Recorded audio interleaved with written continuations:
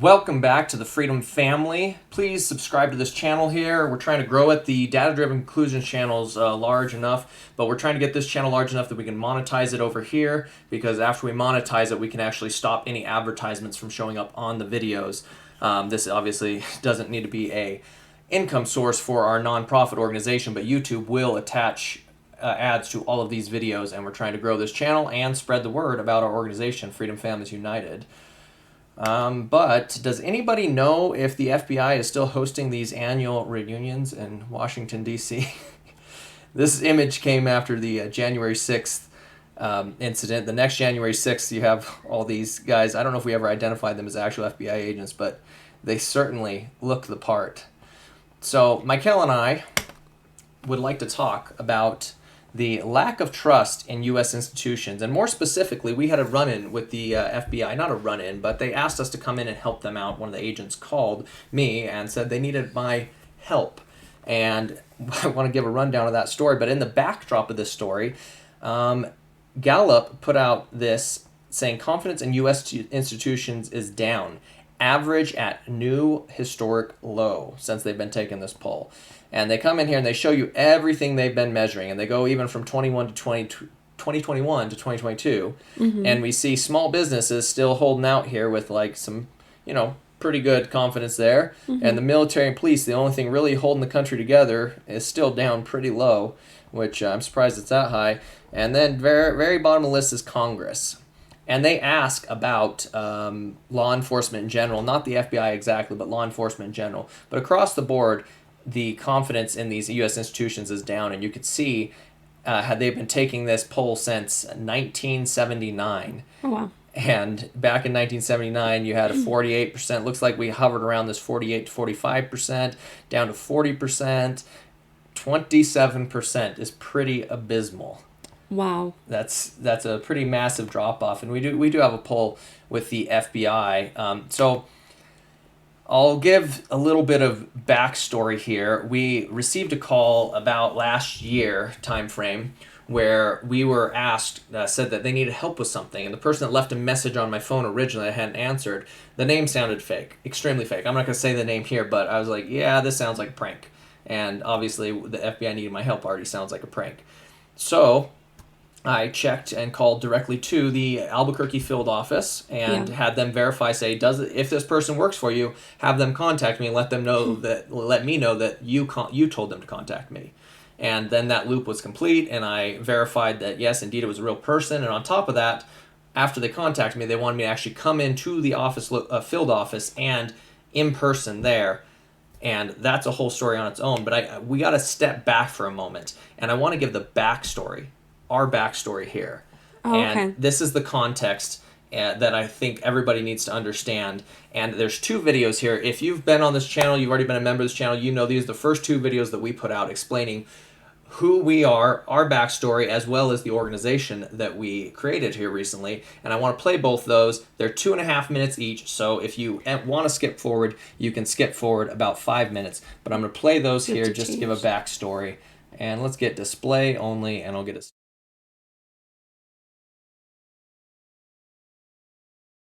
I am Casey Peterson. My wife, Michael, and I are the founders of Freedom Families United.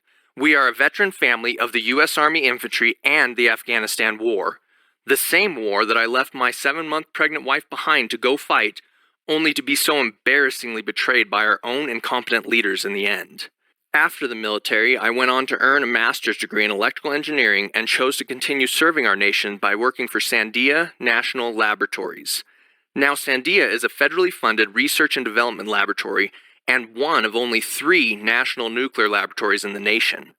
For years, I had the honor of working alongside our best and brightest, tackling some of the nation's most difficult and sensitive national security challenges. Then, in early 2020, 5 years after I'd begun working for Sandia, I discovered that the cancer known as critical race theory was spreading quickly throughout the organization. And this was months before anyone even knew what critical race theory was. My wife and I both immediately went to work researching and creating a detailed video debunking this racist, sexist ideology and shining a light on what CRT was doing to our national laboratories. Months later, in August of 2020, After every other avenue had been exhausted, we blew the whistle on Sandia National Laboratories by mass emailing that video out to all 16,000 employees and contractors in their email directory. Over the next weeks, the words critical race theory began to enter the political consciousness of the media and most Americans. Then in September, only a month after I had sounded the alarm, Donald Trump signed an executive order essentially rooting critical race theory out of the federal government. That order was ignorantly reversed months later by the next administration. Michael and I suffered continued repercussions for blowing the whistle on our national laboratories, but somehow avoided being fired until February of 2022. We found ourselves fighting for our freedoms yet again when I refused to disclose my vaccination status to my employer, refused forced medical testing, and the forced disclosure of medical test results. We're used to standing up and sacrificing for our beliefs, fighting for our country when we're called upon, and that is why we were called to create this organization.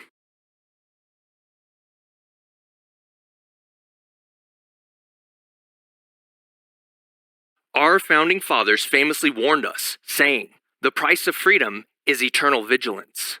The truth is, there's something terribly wrong with this country. We have not been eternally vigilant. Our individual freedoms have been systematically eroded over time. They have been sucked away from us for decades, our leaders promising to give them back after each crisis has passed.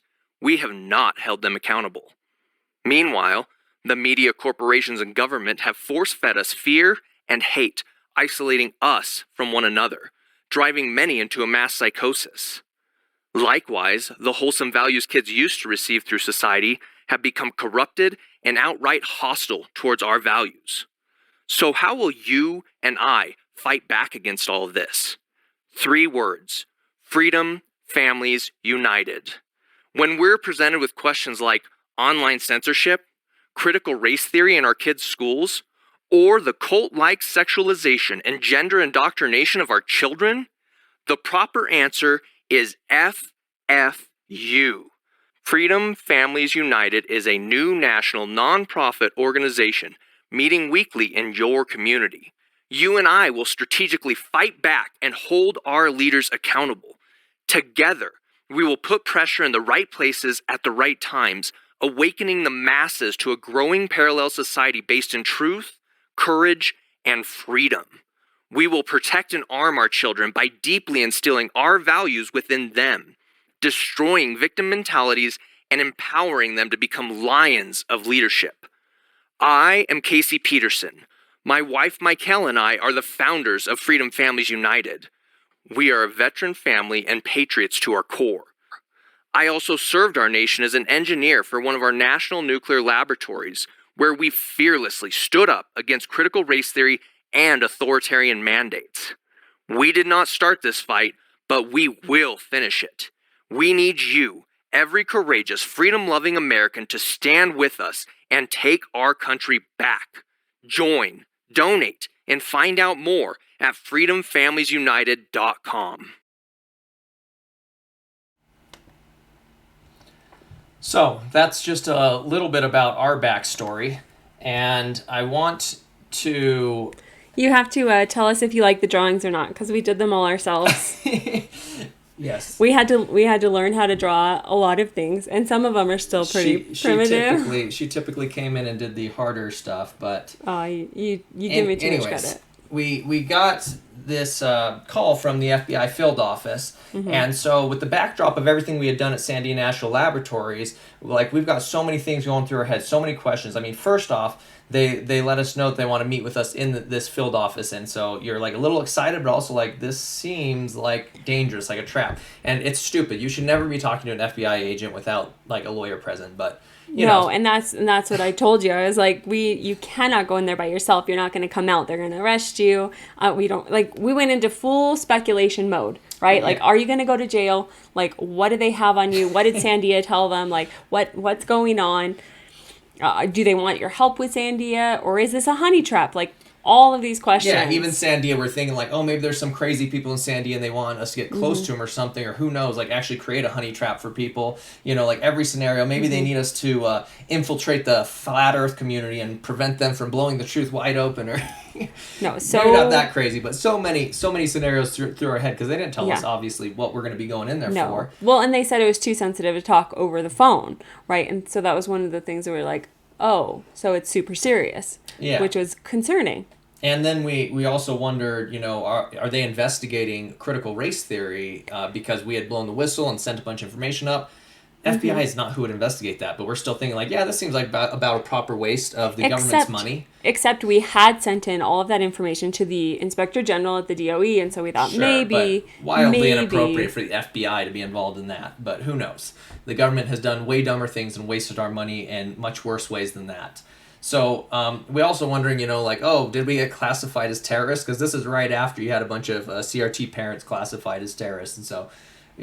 And also, I think leading up to this, so we had an incident where our computer was, we woke up one morning and our computer had been hacked, and this was while my security clearance was being reviewed, which were being reviewed for a year and a half, still never came to conclusion, but supposedly my top secret and above clearances were all being reviewed for the government by, you know, probably the FBI and whoever else to review and see if I'm still safe after blowing the whistle and mass emailing everyone, if I'm still safe to hold a security clearance for our government. So ridiculous on its face. But then one morning we woke up and all the files and all the programs that we had been using to create that video to blow the whistle on critical race theory had been accessed by somebody, and we have no clue, you know, who it was.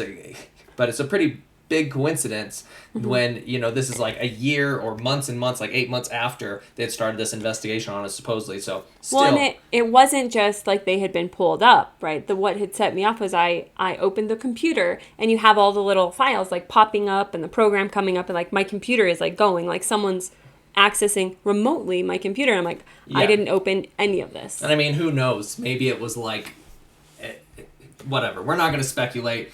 We try not to go into conspiracy land, but putting two and two together, it's hard not to come to, you know, the easiest solution being the correct one. But I think our takeaway from all of that is that we realized we do not trust the FBI.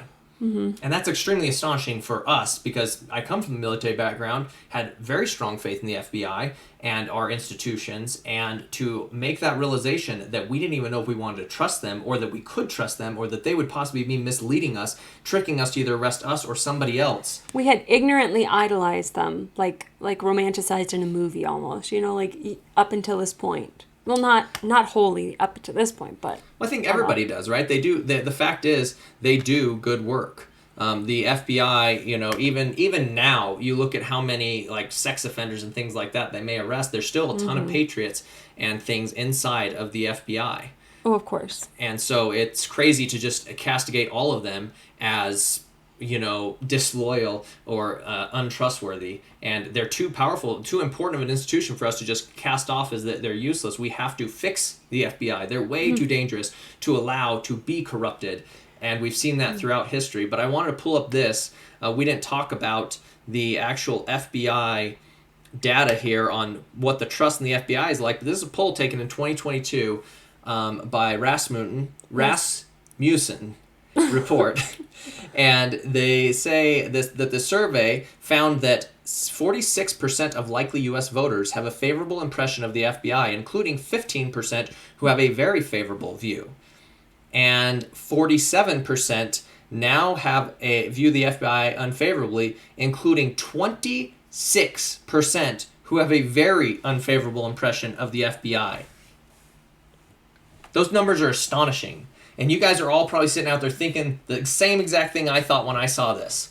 You're thinking, who the hell are these 15% that have a very favorable view of the FBI? Have they been paying attention at all? They're probably scared they're being monitored by the FBI, and so they're on their computer taking a poll. I love the FBI. I mean, I was thinking maybe if you took this poll inside the FBI right now, that would be a result of actual FBI agents. But yeah, maybe they were scared. I'm also guessing, like, what if the FBI was probably like tapping the phones for that survey, being like, getting on there, be like, yeah, I really love the FBI. They're great. I trust them wholeheartedly. The best organization ever. Either that or it was like the 3 people who also subscribed to CNN Plus. That's them. They have full trust and faith in the FBI. But that's 46% approval to 47% disapproval. And that's compared to May of 2020 when they had a 60% favorability impression of the FBI. Again, I am actually surprised it's not down more than that. People clearly are not paying attention. Just look at the Trump Russiagate hoax that we had to go through, where we spent tens of billions of dollars, taxpayers' money, to find out that Trump, of course, did not collude with Russia. Not only that, the entire premise of the Steele dossier and starting this investigation was corrupt to its core, and the entire investigation from top to bottom seems corrupt. And Michael Flynn, the way that they treated him and weaponized the FBI against Michael Flynn. So these are things we're thinking about when we're looking at the FBI, being like, why we don't trust them. And also being astonished that anybody else would have full faith in the FBI at this moment. Yeah. So also, remember the kidnapping of Michigan's governor, Gretchen Whitmer. They had like the dozens of FBI agents honeypotting like 2 guys to try to get them to kidnap 15 the governor. agents. It's like you want a kidnapper? We'll help you. Come on, we'll go kidnap. Oh, we got you.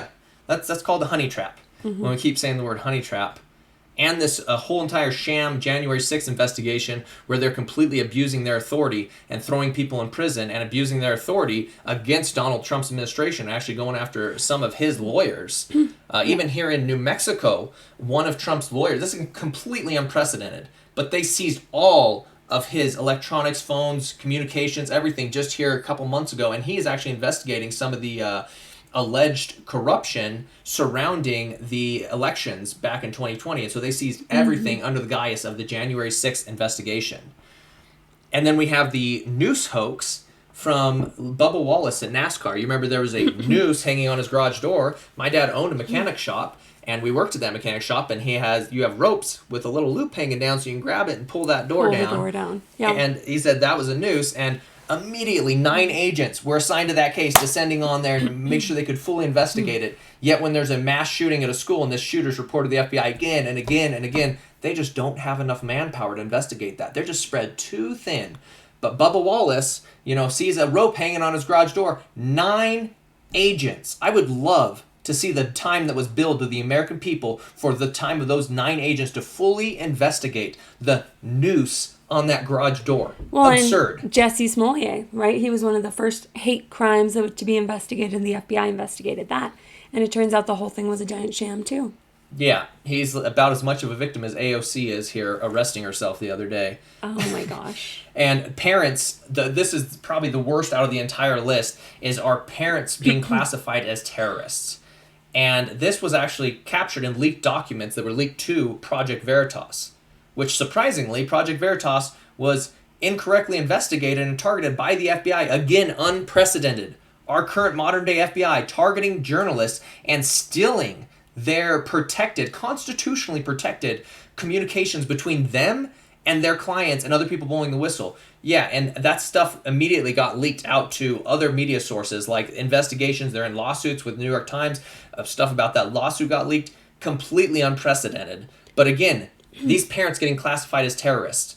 The reason this is such a huge deal, and we found out actually internal FBI documents classified them under that heading, which gives them extra powers under the Patriot Act. All the morons back in 2001, I think I was in 8th grade at that time, back in 2001, a bunch of idiots, Republicans, and a bunch of uniparty Democrats voted in the Patriot Act, which said, well, we can suspend your constitutional rights here in the United States if and only if we classify you as a terrorist. Which is why, so people don't see the slippery slope, right? So you have the FBI and police forces who are able to enforce these things. You have the government gun turned against the American people, and it completely pairs with critical race there. You have these hate crimes and discrimination crimes, which is they keep redefining words. That's one of their go-to methodologies of trapping people. And so if all of a sudden you have discrimination is turned, everything you say can be used against you as now hate speech, and hate speech becomes hate crime, and hate crimes are punishable by the FBI. Like, it's a very slippery slope because language matters within these terminologies of enforcement. And this is also a really big deal. This is why Ted Cruz coming out and calling the January 6th people, he had a slip in one of the congressional or Senate testimonies where he called all the people of January 6th, or some of them, terrorists. Mm-hmm. And he's a lawyer, and he's very careful with his speech. So this is the moment that I was actually a pretty big Ted Cruz fan, and this is the moment I said, that man does not deserve to get any closer to the wheels of power than he already is. He knows what that means. He knows the ramifications of classifying Americans as terrorists, turning the FBI guns in on its own citizens, and we're already fighting that, and yet he goes out there and throws those words out there thinking no one will see it on C-SPAN, and then he tries to go on Fox News and do some hand-waving and smooth things over, and I was actually pretty impressed and happy that Tucker Carlson went after him and said, no, you knew exactly what you were saying and what you were doing, and it was disgusting. Like, don't come over here trying to play politics on my program, and called him out, rightfully so. And, I didn't need Tucker Carlson to tell me how serious it was. The minute I saw that, I said, yep, I'm done with Ted Cruz from that moment forward. So these parents getting classified as terrorists for blowing the whistle on critical race theory in their schools, it's, again, unprecedented. Mm-hmm. We're here in unprecedented times. Yeah. And the FBI and CIA are such massively powerful government guns. I worked inside the intelligence community, working with classified, top secret, and above type information, and realized fully what some of their capabilities are, and it's terrifying. If we do not fix the FBI, you truly stand no chance in a fight against the FBI if they are corrupt. The amount of power we have given them, completely unchecked, is terrifying. And I know that word gets overused, so I do not use it lightly here. It is scarier than even our own military being turned against us. They have so much power, so much capability. Well, you look throughout history, anywhere, right? Even in Russia, recently in Ukraine, in different places, where they arrest political dissidents, and in China, right? So they use their government a gun against their own people, and we can see directly those results. So why would we assume that we are above any of that? It's literally happening in our country, and it can happen to that extent very easily. I really hope that movement started by Project Veritas to root the corruption out of the FBI, and those initial leaks were not the end of it. I hope more patriots step forward and help to root the corruption out of the FBI. And it's going to be a long road, but it's not something that we can ignore. And during the FBI training, when FBI agents are first trained up, they actually take a full day to go out to the Martin Luther King Memorial and remember what the FBI did to Martin Luther King to turn the guns of the FBI illegally against its own citizens and target Martin Luther King so disgustingly. And each and every one of those agents has done that. And yet it seems like they've already forgotten. They've already thrown away their vows for a paycheck. That paycheck is just too comfortable for them, and they just throw away their morals on a whim because they're scared, because of fear. Or because of their political bias or whatever it is. Yeah, I'm talking about the ones that aren't corrupt, which I'm assuming that the majority of the FBI is not corrupt, just the people in charge of it currently behind the wheels of power. But until I'm proven wrong, I will hold on to that belief and that hope, maybe ignorantly. I want to give a shout out to a freedom fighter here at this point in our segment, Kash Patel. If you want to get more information on the corruption of the FBI and how deep it runs, go over and check out Kash Patel. He gives some of the best takedown, rundown summaries. You can find him all over the place on podcasts, on other people's program that you might like. He has a show everywhere. He has a show on the Epoch Times, right? I forget what it's called, but I was binge watching it the other day. Corner? Cash's Corner. Thank you. Yes. Yes, and so, again, we support a lot of these organizations like the Epoch Times, even if we don't even use them sometimes. Sometimes we'll go months without even using them, although we use them a lot more now. It's just that there are certain people that we donate our money to in places like Project Veritas, and the Epoch Times are places that you should be giving, especially Project Veritas. That's not true. We watch them on YouTube probably every day. We need to go to their app more, but we watch them on YouTube. But you make sure that you support Project Veritas. Like, even after we were unemployed, we were still supporting places like Gun Owners of America and the Project Veritas, and you need to be doing the same thing because they are critical to taking our country back. But back to our story. Yeah. So I went into the field office. With me. Right? with me. We Yes. decided we didn't need a lawyer yet. They wanted but just me to go in. But I'm like, we have to have a witness. We have to have a second pair of still, I want ears to and point eyes. this out. If you get this experience, do not follow our Mm-hmm. example. Bring a lawyer. We are idiots, but also curious idiots. And I was like, let's see where this leads and if I end up in jail. Because, shrug it off. Who cares? Have a little courage. Let's see if something happens here. And they lead us into this nice conference room past one of their investigation rooms. They have investigation rooms where they sit you down and sweat it out and all that, which we weren't being investigated. We're not criminals, but we didn't know yet. And so I still wasn't fooled. We're in a conference room, still has, monitoring and everything in it. And I have 2 agents. They sit down with you. That's always the way they do interviews.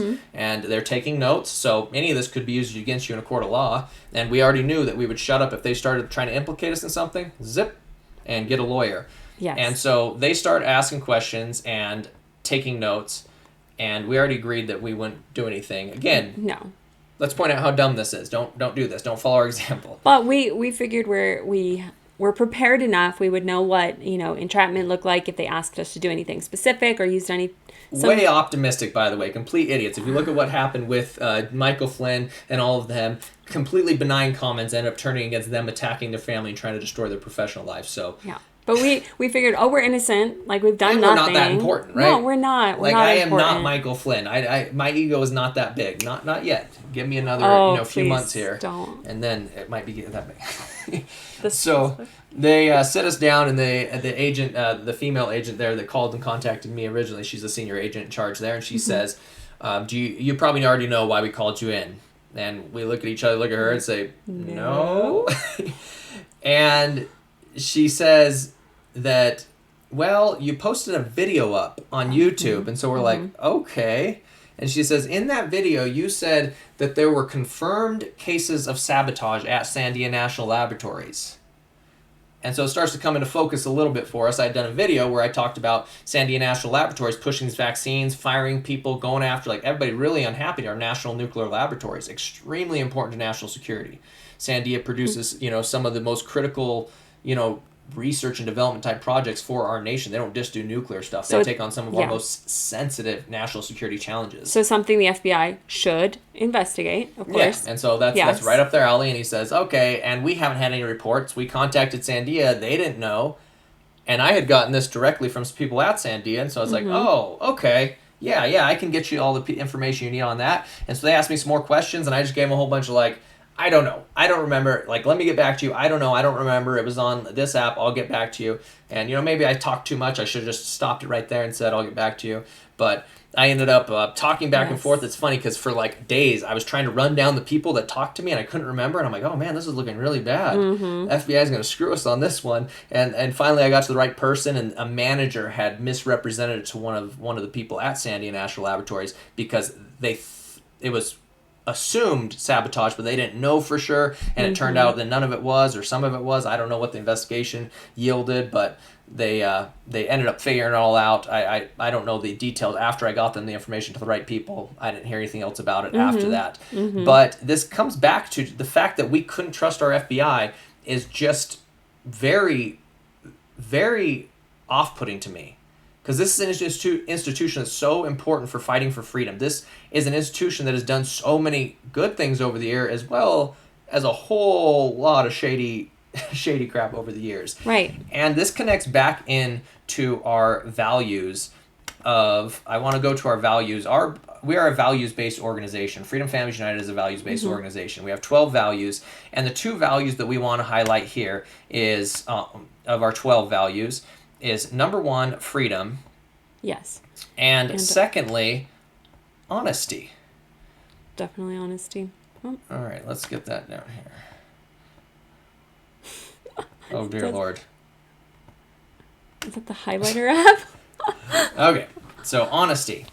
Now, Freedom Families United is a values-based organization. Actually, probably our primary goal, not the sexiest part of the mission, but our primary goal is to reestablish that institution that helps to transfer values from parents to children to help deeply instill your values within your children. And honesty is probably one that we talk the most. It's one of the ones you can catch your kids at the youngest age with because it is so fundamentally important. We thought about making it our first value because it is just that important. Yeah. And I want to start by reading just the, you want to read here the initial definition that because you have to define all these. Nowadays, you can't just say this is my value because we know how the radicals like to take our definitions and twist them and use them against us. Yeah.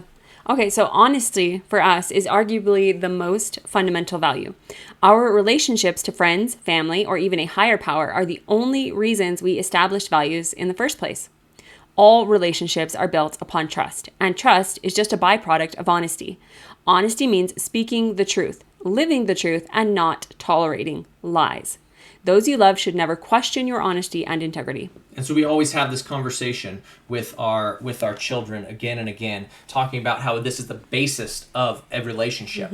Because your trust is just a byproduct of honesty, and trust is the foundation of all relationships. And so when our children lie to us, and then we don't trust them the next time they try to tell us something, we just let them know. I don't even care. Like if I say, I think you did it, like, whatever, you're in trouble anyways, and then they get upset about it, I say, yeah, that's how trust works, buddy. You violated trust. You're building a therefore, reputation with every choice you make. and so you're trying to teach them that this is the core of every single relationship, good or bad, you have, is your trust in that individual. And we do not have trust in our current institutions like the FBI.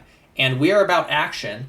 So I want to talk about some actions that we can take. We are a values-based organization. You should be signed up for a values-based organization and support values-based organizations in general. Your children need that other outlet.